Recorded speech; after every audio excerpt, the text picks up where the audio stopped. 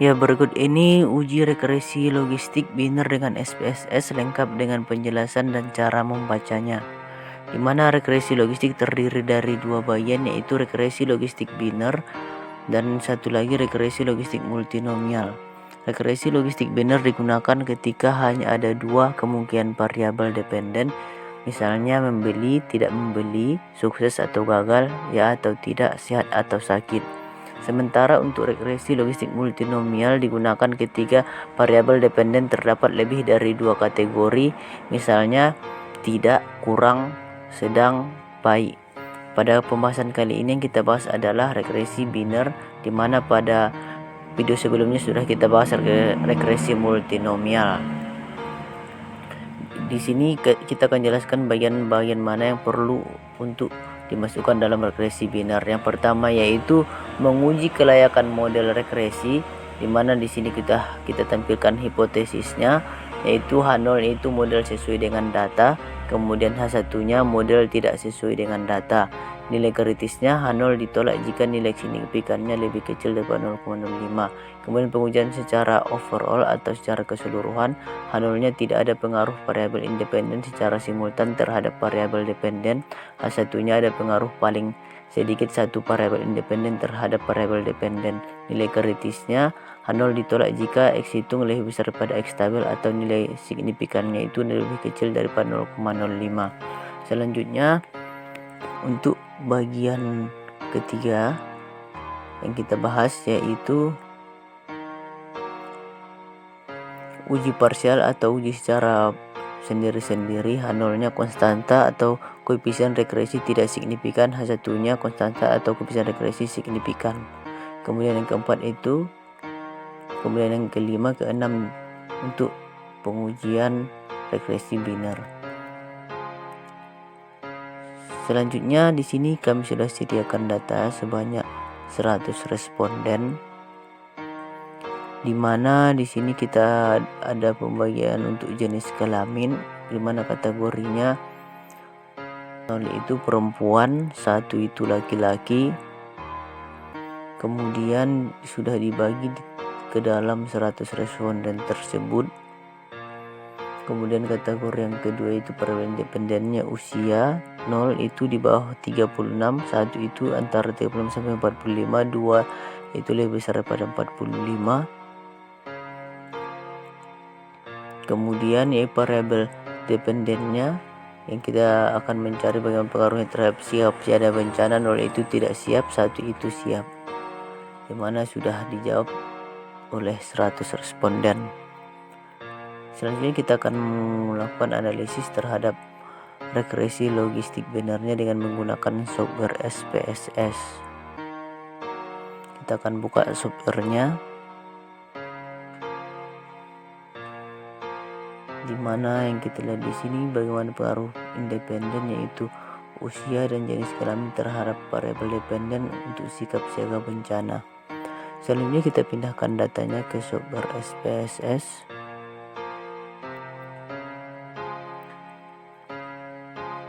Oke, sudah kita pindahkan, di mana untuk variabel jenis kelamin, usia dan sikap siaga bencana.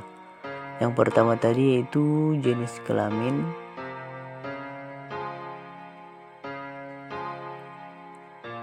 Kemudian yang kedua variabel independennya itu usia. Kemudian variabel dependennya itu sikap siaga bencana.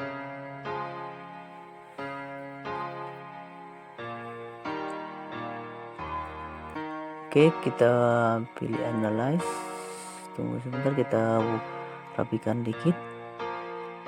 Pertama itu analyze, kemudian regression, kemudian biner logistik, kemudian variabel dependennya itu sikap siaga bencana, kemudian variabel independennya itu jenis kelamin dan usia. Oh, di sini kayaknya ada yang ketinggalan. Kategorinya tadi belum kita buat, di mana dalam variabel view jenis kelamin non-nya itu 0 itu, coba kita buka. Non itu untuk perempuan, kemudian 1 itu untuk laki-laki, Kemudian untuk usia kategorinya 0, 1, dan 2, di mana 0 itu lebih kecil dari 36 tahun. Kemudian 1 itu 36 sampai 45 tahun. Kemudian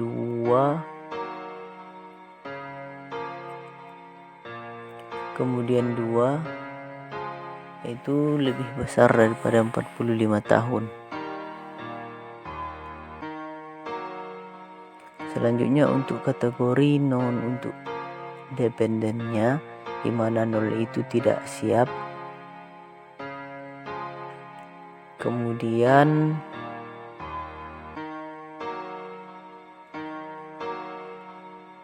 1 itu siap.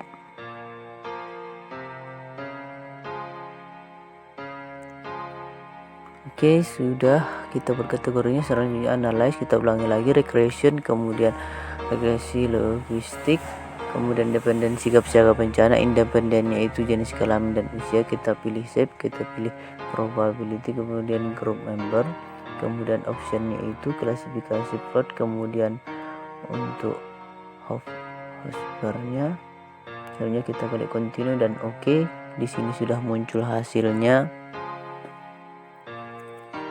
Selanjutnya dari hasil tersebut kita akan terjemahkan atau berikan penjelasan dari setiap hasil yang kita peroleh yang berkaitan dengan regresi logistik biner.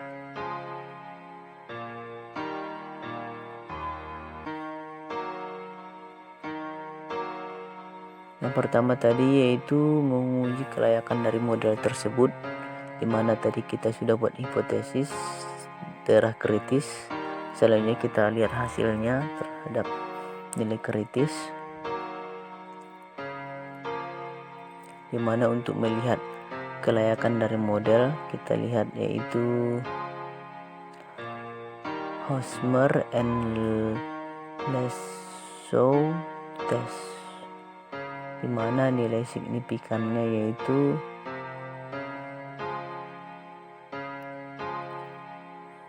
nilai signifikan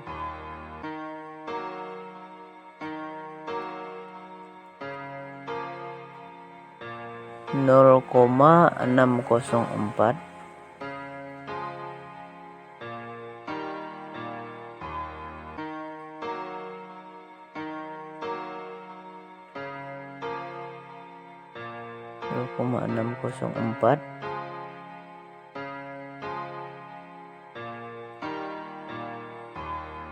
Atau lebih besar dari 0,05 sehingga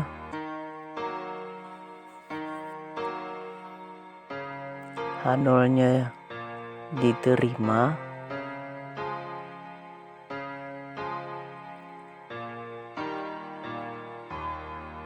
dan H1-nya ditolak.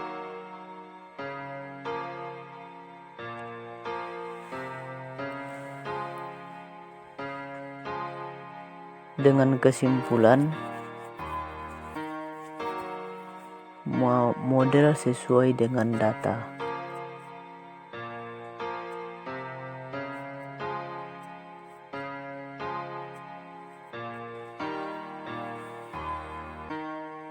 Selanjutnya untuk uji overall atau secara simultan atau secara keseluruhan, di mana yang kita lihat di sini yaitu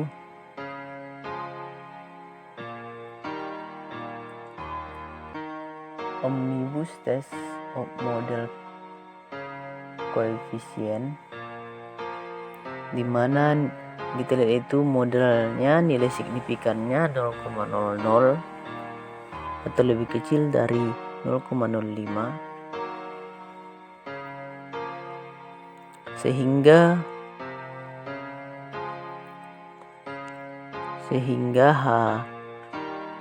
H0-nya ditolak atau H1-nya itu diterima.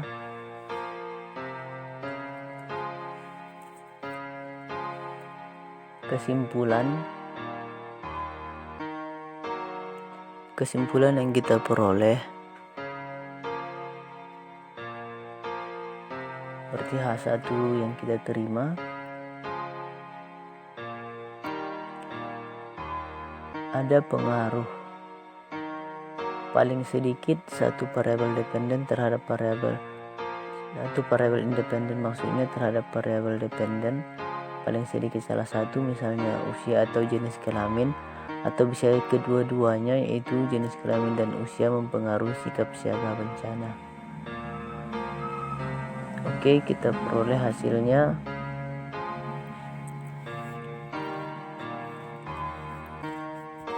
Terhadap satu variabel independen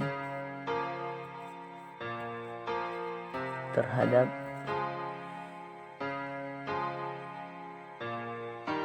variabel dependen.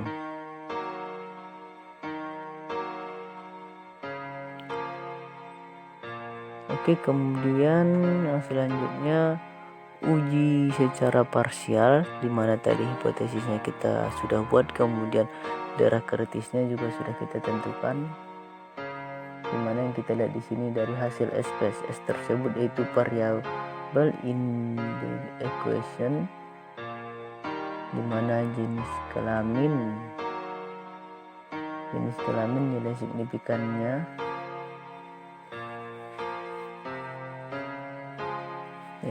dari jenis kelamin yaitu 0,000 lebih kecil dari 0,05, atau di sini H0 ditolak dan HI diterima, sehingga kesimpulannya koefisien tersebut berpengaruh signifikan.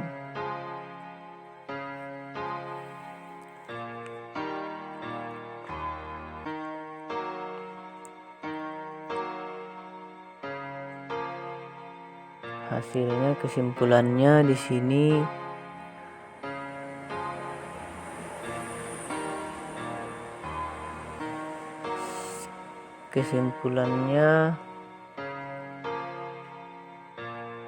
berpengaruh signifikan.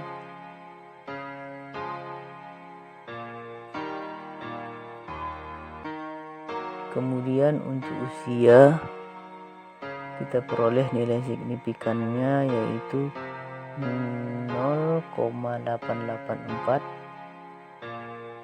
atau di sini lebih besar daripada 0,05, sehingga kesimpulannya H0 diterima atau tidak berpengaruh signifikan. Kemudian yang selanjutnya konstanta, di mana nilai signifikannya itu 0,593, lebih besar dari 0,05. Kesimpulannya juga sama, tidak berpengaruh signifikan atau H0-nya diterima.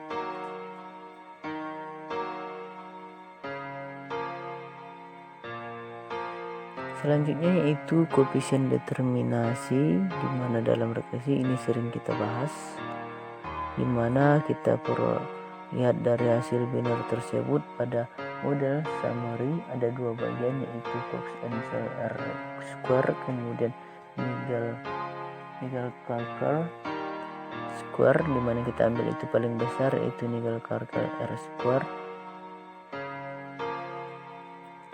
itu nilainya itu 0,217 dengan penjelasan variabel independen dapat mempengaruhi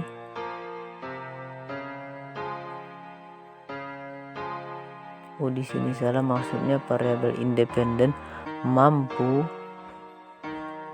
menjelaskan variabel dependen sebesar 21% Variabel independen yang dimaksud di sini jenis kelamin dan usia mempengaruhi dependen sikap siaga bencana sebesar 21,7%.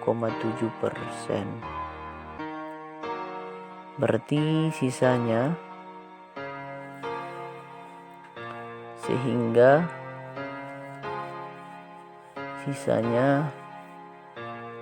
dipengaruhi oleh variabel lain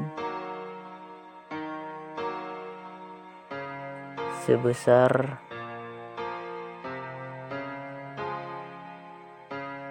100% dikurang 21,7%, atau itu 9,3%. Oh, salah di sini, berarti 8, kemudian satu lagi 7, berarti 78,3%.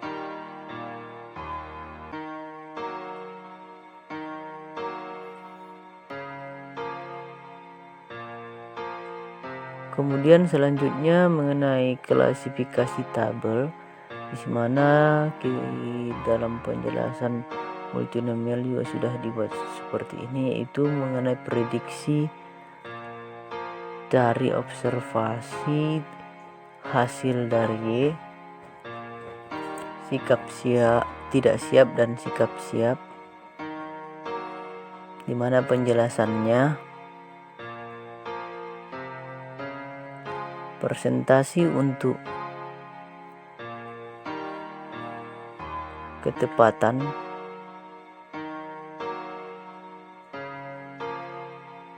prediksi sikap siaga bencana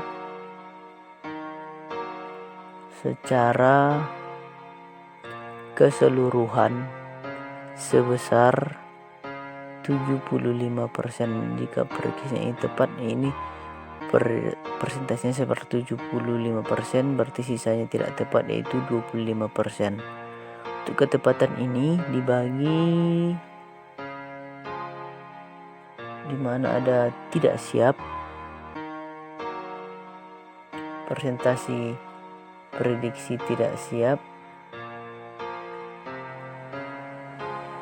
persentase ketepatan prediksi sikap siaga bencana sikap tidak siap,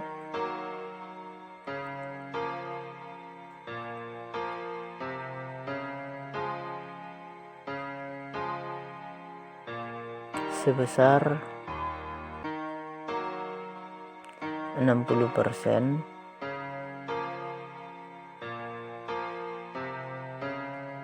dan prediksi salah atau prediksinya tidak tepat terhadap sikap tidak siap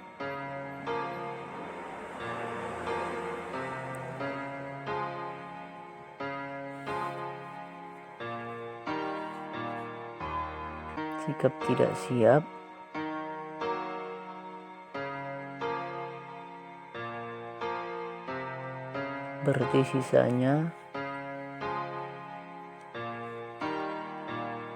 tidak dapat diprediksi atau prediksinya salah sebesar 40%. Kemudian untuk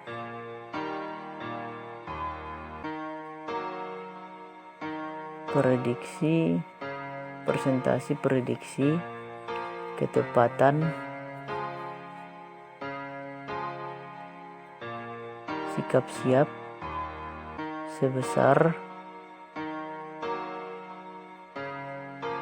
81,4% dan tidak dapat diprediksi atau prediksinya salah, yaitu sebesar 18,6%.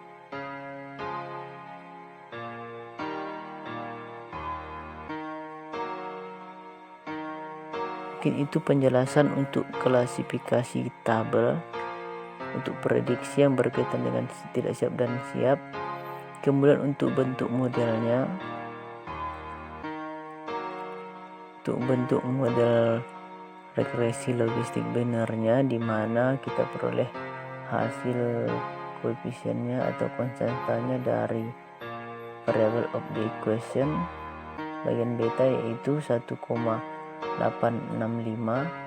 konstantanya, kemudian minus 0,051 untuk koefisien satunya, kemudian untuk koefisien 2 nya minus 0,273.